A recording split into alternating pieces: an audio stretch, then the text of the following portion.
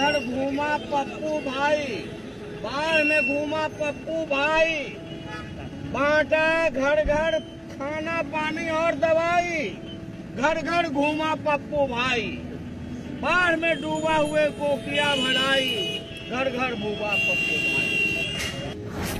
राजधानी में जल प्रलय के बीच गूंजा एक नाम, सितंबर की बारिश में पप्पू यादव की नई पहचान। पटना के जल जमाव में पप्पू की अक्टूबर क्रांति।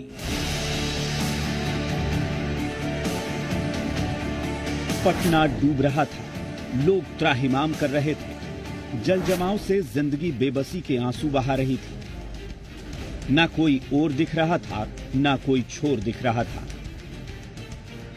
सरकारी सिस्टम की देरी से जल्द राहत की लोगों की उम्मीदें धागे की तरह हर घड़ी टूट रही थी।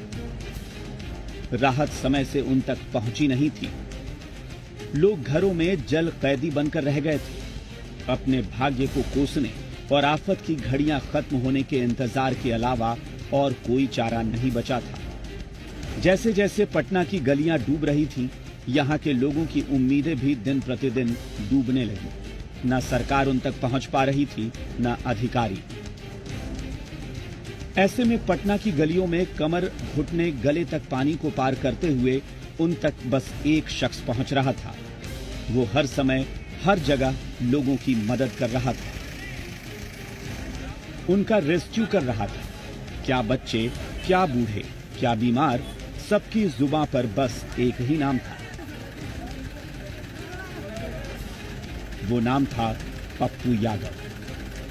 पटना में प्रलय के हालात में उम्मीद की किरण के तौर पर पप्पू यादव का नाम गली गली में तैर रहा था।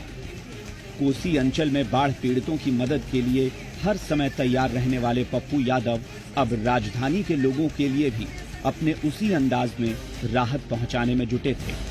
न खाने का होश, न पानी पीने की सुध। पप्पू बस संकट में फंसे हर शख्स तक पहुंचकर उनकी मदद करने में जुटे थे। जल प्रलय में पूरे जोश से डटे थे। हालात बहुत ही भयावह था।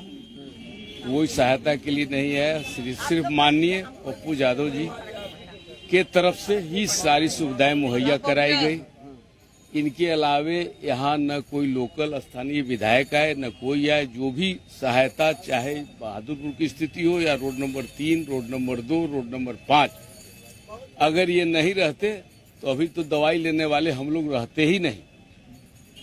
और इन्होंने किसी का लूटा नहीं है, बल्कि ये अपना बेच के नेता हुए हैं। आदमी तो लड़के लोग थे 3-4 ठो, हम नहीं कर सकते हैं कि कौन, लेकिन मालूम हुआ कि उनका बहुत हो रहा है, ये हमको पता। क्या उस समय का स्थिति बहुत मदद कर रहे थे, ऐसा हमको पता चला। सब लोगों ने माने लोग सामने आपने देखा उनको? अभी मैंने पहली बार देखा। ऐसे फोटो जानते हैं, नाम से जानते हैं और फोटो भी देखा है, लेकिन ऐसा नहीं जानते थे कि एकदम आके हम लोगों के बीच में इतना मदद करेंगे। सबसे बड़ी बात है कि खुशी की बात है ना, खुशी की बात है। हाँ, और क्या है? जब दुख में कोई साथ दे तो वही ना होता है। खुशी तो उसी समय है जबकि आप दुख में कोई साथ दे। हम लोग का बाजार समिति इतनी गंदगी थी, इन्होंने कोई पार्टी पॉलिटिशियन कोई नहीं आया। गंदे पानी में इतना लाइन के बिना हम लोग पानी से 7 दिन इतना मरे कि अपने बाल बच्चों को दूसरे जगह प्लान करना पड़ा, घर से छोड़ के। सिर्फ खाली घर पर मम्मी और पापा को छोड़ना पड़ा, जो रोज रात में आते थे। पानी के लिए हम लोग तरस गए, लेकिन इन लोग पप्पू भैया ने घर पर जा के अपने हाथों से सामान बांटा। लेकिन कोई नेता लोग, कोई कुछ नहीं पूछने वाला नहीं है कि आप लोग मर रहे हैं, लेकिन जी रहे हैं, न प्रशासन न कुछ नहीं। लेकिन ट्रैक्टर पर जा के बाजार समिति में इसने बांटा। इसने जितना मदद किया उतना किसी ने नहीं किया। पप्पू भैया जो थे हम लोग के बहुत मदद किए हैं और बहुत बांटे हैं, दूध बांटे हैं, पानी बांटे हैं, ये बहुत सेवा किए हैं। यहाँ के विधायक लोग कोई नहीं आया। पप्पू यादव जी ने जो यहाँ जिस तरीके का काम किया वो उसके बारे में वर्णन नहीं किया जा सकता है।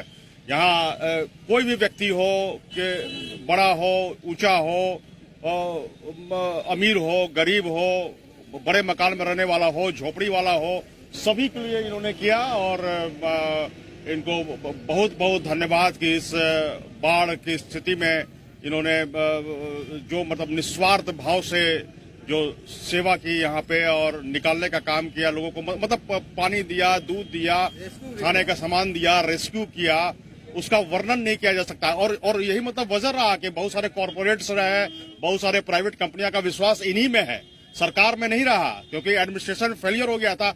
पानी दिए हैं, खाना दिए हैं, अब दवा दिए हैं, इसे बढ़ के और क्या दे सकते हैं। यहाँ पप्पू यादव सर हैं, उनके द्वारा जो कुछ थोड़ा थोड़ा कुछ सबको कुछ कुछ मिला, उसी से लोग थोड़ा चैन किसी सांस लिए, बस वही। और कई और गवर्नमेंट की तरफ से ब्लीचिंग पाउडर भी छीटा जा रहा है ना, तो बस एकदम थोड़ा थोड़ा इससे कुछ नहीं होने वाला है।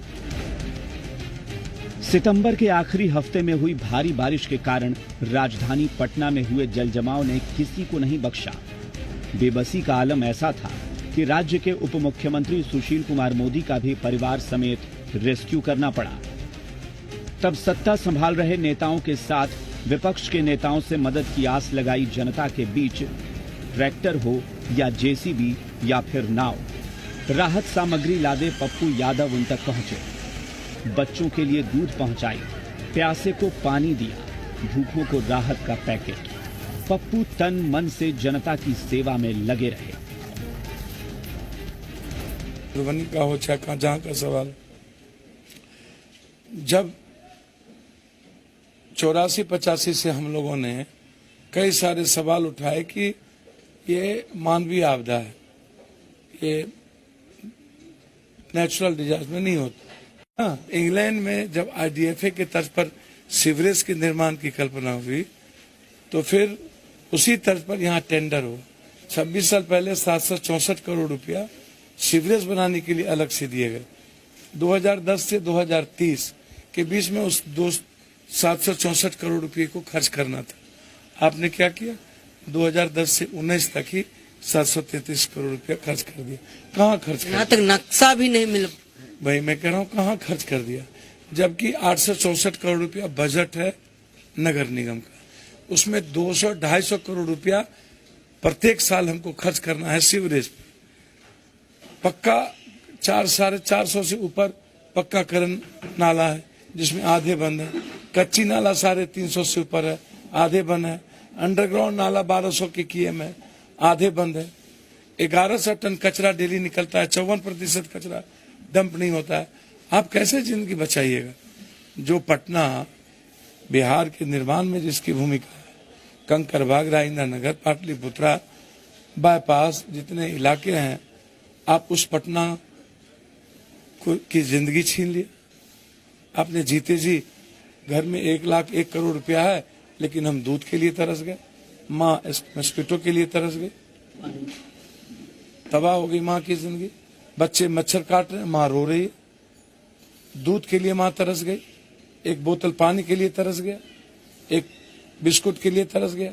4 किलोमीटर 3 किलोमीटर पर मुख्यमंत्री का निवास है, डिप्टी CM का निवास है। आप हमको बताएंगे? डिप्टी CM का घर है वहाँ, पूरी सरकार वहाँ थी, बारिश हो रहा था। पता तो होगा मेरा डिप्टी CM कहाँ लापता है, कहाँ गायब है। डिप्टी CM बात तो करते होंगे डेली। मैंने कहा उनके फोन का मोबाइल आप लोकेट करिए कि कहाँ मोबाइल था, फिर आप कॉल डिटेल निकालिए, किन किन से बातचीत हुई। फिर ये राजनीति क्यों? जब आप पूरी सरकार राजेंद्र नगर में फंसी हुई थी, तो आप कर क्या रहे थे? एशिया की सबसे बड़ी कॉलोनी कंकरबाग, एक डॉक्टर, एक व्यापारियों के 25-25 करोड़ 30 करोड़ रुपया आपने बर्बाद कर दिया। आप जीते जी टॉर्चर किया, आत्महत्या करने पर मजबूर कर दिया। जो मौतवास दुनिया को, भारत को और दुनिया को बिहार के बारे में बता रहा था, वो क्या वो आप उसी को जीने पर मजबूर, मरने पर मजबूर कर दिया। तो जो हालात आपने पैदा किए, जो परिस्थितियां पैदा की, ये क्यों? ये मानवीय आपदा था ना नीतीश जी, सुशील मोदी जी। आप हमेशा कब तक आप लालू यादव को किसी एक तरह की राजनीति कीजिएगा? चेंज कीजिए ना। घुटना भर पानी में धरना दे करके आप सत्ता में आए, अपने रोड में एक बोतल पानी तक नहीं पहुंचा पाए, अपने घाट को आपने पानी तक नहीं पहुंचा पाए, मस्त हो गए, राजनीति करने लगे। पेपर और फोटो में छप जाना ये राजनीति नहीं है। आप तो ये मान लिया कि यहाँ हमारा वोटर है, ये राजपूत, ब्राह्मण, भूमियार, लाला, बनिया, ये डिलीट क्लास के वोटर है, जाएंगे कहाँ? ऐसा नहीं है, डिलीट क्लास दुनिया बनाती है। ये एलिट क्लास रास्ता देती है। आप बाईपास गए रविशंकर जी, क्या स्थिति आपने देखा? आपका क्षेत्र था, एक दिन आप जाते, आप एक दिन देखते। अब आप लोगों को राजनीति से फुर्सत नहीं हुई, किसी को रामलीला से फुर्सत नहीं हुई। सुशील मोदी जी, आपने जो बात मैं बार बार कहता हूं कि यही कैरेक्टर है नेताओं का, ये एक कैरेक्टर नहीं है, क्योंकि कुर्सी और वोट, सियासत, सत्ता के खेल में हम जनता को चक्की की तरह पीस रहे हैं लगातार। अगले बार भी नरेंद्र मोदी जी 5,000 करोड़ रुपया बाढ़ में देने की बात 2 साल पहले किए थे, क्या मिला? कहां चला गया वो बाढ़ का पैसा? 2 महीना पहले बाढ़ के आए, क्या जिम्मेदारी तय हुई? अब तो जिम्मेदारी तक तय नहीं करते। अब जिम्मेदारी तो पहले मुख्यमंत्री और उप मुख्यमंत्री, मंत्री से तय होना चाहिए था। क्या हुआ जरा आप हमको बता दें जनाब। 6-7-8 लाख रात भर लोग चलता ही रहता था, 6-7 लाख पानी, 3-4 लाख दूध को खाने की कोई गिनती है बिस्कुट की और लोगों तक जाने की? हर घर तक हमने प्रयास किया पहुंचे, चाहे वो पैदल हो, ट्रैक्टर से हो, जेसीबी से हो, चाहे हमारे छात्र हो, युवा हो, चाहे नेता हो, चाहे उस लोकल मोहल्ला का लड़का को मैंने रेस्क्यू किया और मैंने कहा बेटा तुम चलो मेरे साथ। बाहर से बच्चे आए थे पढ़ने, उनको भी रेस्क्यू किया। सब जल जमाव के हालात धीरे धीरे खत्म हुए, लेकिन पप्पू यादव का काम यही खत्म नहीं हुआ। वो जल जमाव के बाद के हालातों से निपटने के लिए तत्पर रहे। जल जमाव प्रभावित इलाके के लोगों के लिए स्वास्थ्य कैंप लगवाए, जहां डेंगू और चिकनगुनिया की जांच की सुविधा लोगों के लिए मौजूद थी। पटना के हालात पर पप्पू का कहना है कि सियासी चक्कर में सिर्फ राजधानी ही नहीं, पूरा बिहार बर्बाद हो गया है। बिहार में हर साल बाढ़ आती है, करोड़ों का नुकसान होता है, लेकिन इस स्थिति की कोई सुध नहीं लेता। कैंप खुलना है, डेंगू मेरे लिए चैलेंज है। ये नाटक कर रहे हैं, 4 दिनों के बाद इनके यहाँ दवाई तक नहीं होती है। इनके यहाँ 1000 से ऊपर डेंगू लॉकेट हो गया और इनके यहाँ कुछ होता नहीं। ये लोग फोटो छपाते हैं। लोगों ने कहा कि मुझे सरकार पर भरोसा ही नहीं, जो कैंप चल रहे हैं उस कैंप पर भरोसा है, पप्पू यादव जी के कैंप पर भरोसा, तो स्वाभाविक है बेटे के कैंप पर भरोसा होगा, जो पेन लेता है वहां भरोसा होगा। इसीलिए ये लगातार 12 दिन एक आदमी, आप हेलीकॉप्टर से आपने आतंक पैदा कर दिया, लोगों के भीतर डर 2 दिन पैदा कर दिया। एक आदमी यदि हर घर जा सकता है दूध, पानी, चूरा, गुड़, पूरी, सब्जी, मस्किटो और आवश्यकता की चीजों को लेके, तो आप क्यों नहीं गए बाय रोड? आप क्यों नहीं गए बाय ट्रैक्टर? आपके लोग क्यों नहीं पहुंचाए? अब हमको बताए सरकार का कहाँ कैंप है, जरा हम लोग को दिखाइए। आप बात करिए डॉक्टर साहब से, बात करिए डॉक्टर आलम से, बात करिए डॉक्टर जी से। सरकार ने ये 2 दिन कहाँ पर था भैया सरकार का कैंप? जरा हमको आप दिखा दें कहाँ पर सरकार के कैंप में दवाई है भाई। अब जा करके सब कैंप होता तो वो यहाँ के जो एमपी हैं, जिसको मंत्री बना दिया, अनुकंपा पर बड़ी कृपा उनकी या भगवान की और जनता की हो जाती है, वो कैंप में फोटो खिंचवाता है ना, जैसे भर छावा में पानी में फोटो खिंचवाया। सरकार का कैंप होता तो वो पीएमसीएच जाते फोटो खिंचवाने के लिए। क्या बात आप करते हैं? 1000 लगभग 1500 लगभग डेंगू रिकवर हुआ है। कितने लोग मरेंगे सरकार को पता है। अभी तक जल जमाव पड़े हुए हैं, पूरा का पूरा बाईपास। आज तक सरकार वहां गई, आप क्यों नहीं जा रहे हैं जनाब? पटना में पटना के लोगों को जीते जी आपने मार दिया। पटना के लोग ओआरएस के लिए तरस गए, पटना के लोग मॉस्किटो के लिए तरस गए, पटना में जो महिलाओं को इंटरनल व्यवस्था चाहिए आप उसको लिए तरसा दिया। हम एक 10 करोड़ के मकान मालिक राजेंद्र नगर से निकलते हैं। भाई मैंने बार बार आपसे एक बात कही है कि हमको आप बताओगे ना 3 से 4 किलोमीटर के दूरी पर आप लोगों ने क्या किया। 4 दिनों के बाद आप निकलते हैं नीतीश कुमार जी, आप मैं तुम में लगे हुआ रहता है बीजेपी और जदयू के लोग, एक दूसरे को गाली देने में लगे रहते हैं। मंत्री इनके कहते हैं कि मेरा कोई सुनता नहीं है, किसी मंत्री का नहीं सुनता है। उसके बाद निकलने के बाद आप एक बार राजेंद्र नगर नहीं गए, एक बार अपने वार्ड, अपने इनका बॉडीगार्ड को मुझको 3 दिन खाना देना पड़ा, रो रहा था, फोटो बोला छोड़ दीजिए मत चाहिए, हम मर जाएंगे, हमारे पास पैसे नहीं है, हम चाय पी करके रह रहे हैं। क्या राइट है भाई? उसके बाद आप लोग कहाँ गए? आप बैंक कॉलोनी गए, आप गोला गए, आप पाटलिपुत्र और दानापुर के इलाके में कहाँ गए? आप राजीव नगर में कहाँ गए? आप बाईपास में जकरिया से लेकर के जल्ला में आप कहाँ गए? टोटल बाईपास डूबा हुआ है। एक भी बाईपास के घर में बच्चों के लिए और आम आदमी के लिए खाना नहीं था। 3 दिनों से लगातार हम वहां जा रहे हैं। चीफ सेक्रेटरी इस विभाग को देखता है, डिजास्टर को। इनके नवरत्न कहाँ है? कहाँ है इनके? आनंद किशोर जी जब मोटरसाइकिल पर कह रहे थे सुरक्षा के लिए 8,000 रुपया वसूला जा रहा था। ऑस्ट्रेलिया में क्या कर रहे हैं? आज सुरक्षा की उनकी जिम्मेदारी नहीं है क्या? पटना क्यों डूबा, अब इस पर बहस जारी है। सरकार समीक्षा कर रही है। नगर निगम और बुडको के अधिकारियों, इंजीनियर और कर्मचारियों पर कार्रवाई की जा रही है। इन सब के बीच पप्पू यादव सवाल उठा रहे हैं कि पटना के आधे सीवरेज बंद हैं, निगम के पास नक्शा नहीं है। वो सरकार से मामले में श्वेत पत्र जारी करने की बात कह रहे हैं। 49 इनको नक्शा तक नहीं था सर। आज तक नक्शा है क्या? 23,000 करोड़ रुपया कहाँ गए? जवाब देंगे ना। 9,000 करोड़ रुपया सीवरेज का कहाँ गया? जवाब देंगे ना। 864 करोड़ रुपया नगर निगम का बजट है, जिसमें 233 करोड़ रुपया सीवरेज पर खर्च करना है सालाना। जवाब देंगे ना। पटना के आम आदमी जो मौतवास है दुनिया के लिए, ये पहचान है पटना की और बिहार की, आप उसको मरने पर मजबूर कर दिया। आप जवाब दीजिएगा ना। 4 किलोमीटर पर आपने आतंक फैला दिया हेलीकॉप्टर से। आप नहीं जा सकते थे? जब हम लोग घर घर पहुंच सकते हैं बाय पैदल, बाय रोड, आपके पास पूरी सिस्टम थी। आप आम आदमी तक ट्रैक्टर और बाय अन्य चीजों से आप नहीं जा सकते। आपने मदद कैसे लोगों को पहुंचाया, ये हम जानना चाहेंगे। आप कैसे कैसे गए, किस तरह गए, किस तरह? के मामले में हमको इतना ठोस पता है। कोसी दुनिया का सबसे बड़ा नदी, चीन का वांगो और भारत का कोसी, ये दोनों दुनिया का सबसे खतरनाक नदी। गंगा, कमला, महानंदा, गंडक, भूथी बलान, बलान, केहर, सोन, पुनपुन, अब 12 नदियों 42 साल 43 सालों से नदी नासूर हो गई। हम शुरू से बोल रहे हैं फरक्का को आप तोड़िए, आप आज बोल रहे हैं फरक्का तोड़िए। पूरी गाद क्यों जम गई? 2,98,000 करोड़ रुपया आपने खर्चा किया और लगभग 3 लाख 3.5 लाख करोड़ रुपया लालू जी के रिजर्व में खर्चा हुआ। ये 5 लाख से ऊपर करोड़, 1,000 करोड़ रुपया कहाँ गए? किसके घर गए? किसके चुनाव फंड में गए? किसके पार्टी में गए? किसकी बीबी को गया? किसके बच्चे को गया?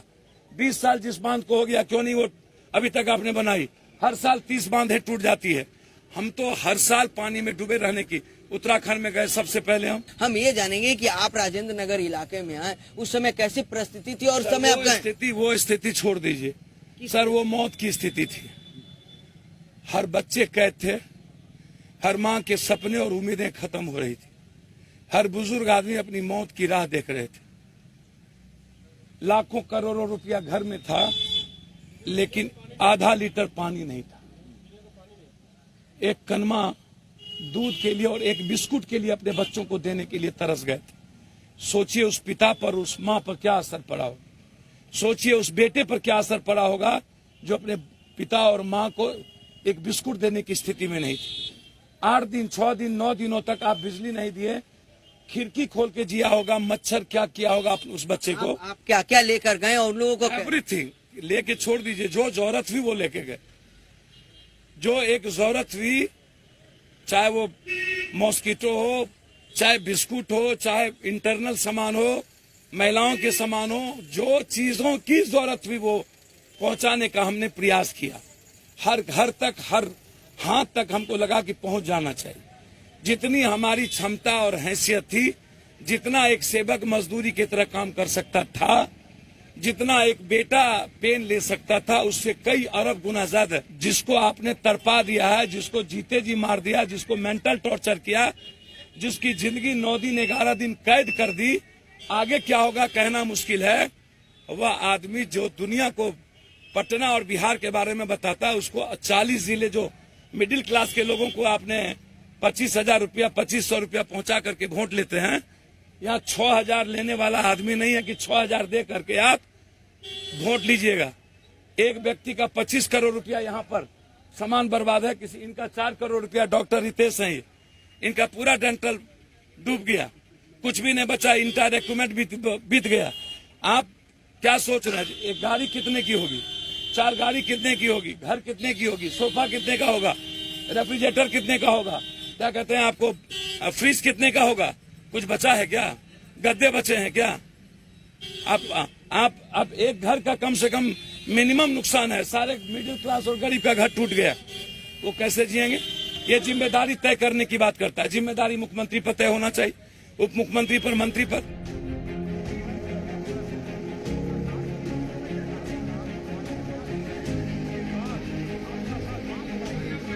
पटना की इस त्रासदी में पप्पू यादव नायक के तौर पर उभरे हैं। उनकी सियासत में स्वार्थ की जगह सेवा का भाव है और ये भाव लोगों को लुभा रहा है, उनका दिल जीत रहा है।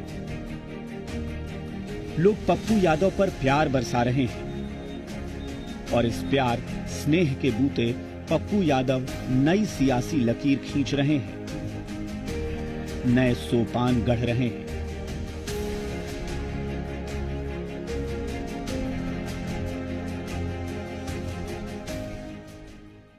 Presenting sponsor Ghar Lakshmi Buildcon Private Limited, Step Towards Happiness. Powered by Tata Tiscon Ready Build, Customized Rebirth Solution, Authorized Distributor BMW Enterprises.